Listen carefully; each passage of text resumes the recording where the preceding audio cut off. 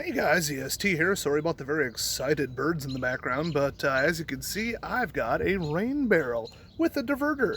It was pretty easy to install. The directions were pretty straightforward. I think I got this done in like a half an hour, and I tend to go slow and make sure everything's perfect. But it's about filled up to here right now, right about there. I've seen it a little bit higher, but as they stated, it does not exceed the height of that because of water pressure. So how it works is that diverter, it has like a center drain, and then if that overflows back up the pipe, then it'll kind of mushroom over to the ring that's on the outside. So it's all one piece, it's all rubber, UV proof, that's clever.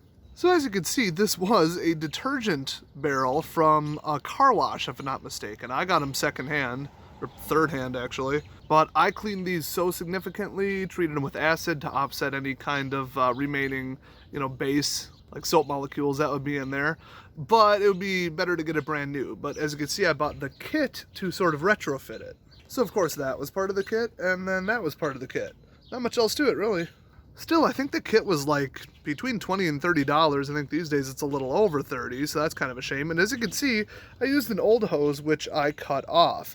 And the reason for that is because it didn't have any kind of significant flow or pressure down about 15 or 20 feet. Now, I know that if I had this up higher than just this concrete base right here, I'd be able to get some downward pressure from gravity, but that is, I think, upwards of 800 pounds up in the air. I just didn't want to build a structure that would for sure stand up to that. So this does fill up pretty quickly, but that's the area of the roof right there, which is not much. That's maybe 8 feet by 8 feet, maybe?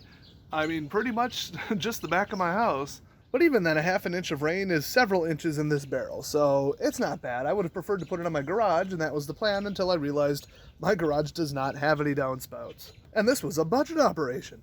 So a whole, from the factory kit, like an actual rain barrel, same approximate size, but just the box kit, 90 to 100 at my local hardware store. So I didn't quite want to drop that when I got these barrels, I think for like $5 a piece. And then I sold the rest actually for 10. So I actually made money on this. If you're not new to my channel, then you're not new to me doing things like that. So my biggest issue is this right here. This is complete and utter cheap, molded plastic.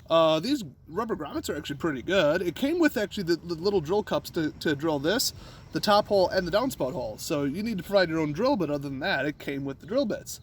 Or the cup drills or whatever. That's kind of cool, but yeah, this, I mean, I sure hope that's stainless. I would like to think they wouldn't be that stupid, but this is extremely cheapy. So let's open her up and see how long it takes to fill my watering can, which I think is right around a gallon. You can see that's a pretty decent flow. I am a little bit downhill, just a little bit down the slope, but it still has to come up and then go down to get in here, so... my hose at full blast would be quite a bit more than this, and I noticed when the barrel was half full, I got a lot less pressure. But I tried hooking up like a sprayer to this, and just nothing. Before I cut it, I should say, so on a longer run, but even on here, I feel like, if I were to put my thumb over it and try to spray it, not much pressure. I could pretty much just put my thumb on it and just stop it. It's enough to fill this up at a moderate speed, but I'm not very impressed with the amount of pressure. I'm really not. But at the end of the day, is it functional? Yes, absolutely. So as you can see, I've got a bit of a garden to water, and that's one of 3. Okay, I just recounted 5 gardens. Clearly I have a problem, but I wanted the water to get back here for these strawberries. I can't water this because this is 20 feet back.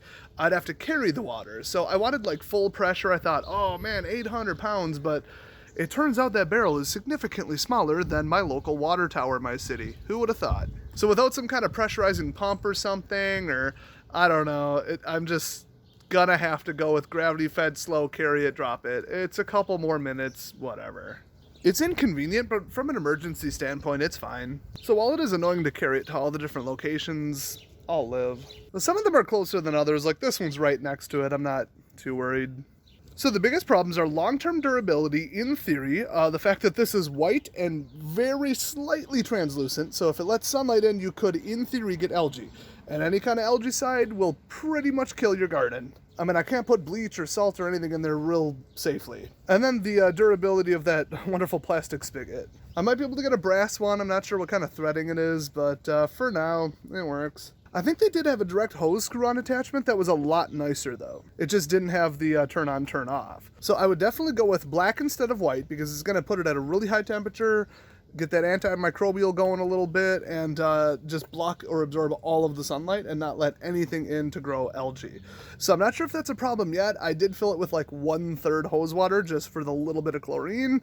I know it kind of defeats the purpose, but the fact that this came from such a tough industrial area, that is one tough, thick wall. I don't think anything's getting through there. I don't think it's ever gonna wear out. So the biggest problem to me was this. Initially on the bottom, and it looks like it might still be going on, but it just rained so I can't really tell, is that there was a very slight leak, and I drilled this perfectly. So it's pretty nice material, and it might have just taken a little while to like expand and kind of sit in there. But I thought if it's a little, one little drop of water a couple times a minute, every hour, every day for a month, this is going to be empty, I was a little worried about that. But I haven't noticed this really going down. I kind of marked it a little bit with like a pencil or like a sticky note. I tried a couple different things. Spoiler alert, the bird stole the sticky note. But if it was leaking, it wasn't quick enough. So this do-it-yourself thing, as opposed to like a direct molded solution, I'd rather just have them make it all one piece and it be purpose-built to hold water. Now that said, the other ones were a little bit flexible when you pushed on them that I saw in the store, so they're definitely thinner plastic. So in conclusion, if you have the money, get one, or you can get these nice little square ones. I'm pointing them out as if you can't see them. They're so subtle. I might actually rig those up. I'm planning to put a second water system with like the same adapter kit, so yeah, I would buy it again, and just put it on my garage because it's a bigger roof. But that'll be our project for next year because money's a little tight on this year's budget. So the final conclusion is it's fine, but if you've got the money, definitely go with the all-in-one kit. But you probably need like not the absolute cheapest one you can find anywhere, and because of shipping weight and all that kind of stuff and Chinese quality issues, I would get it at a respectable local vendor like a hardware store. So thanks for watching, everybody. Subscribe for more great content. We got all kinds of videos coming shortly, and I'll see you guys next time.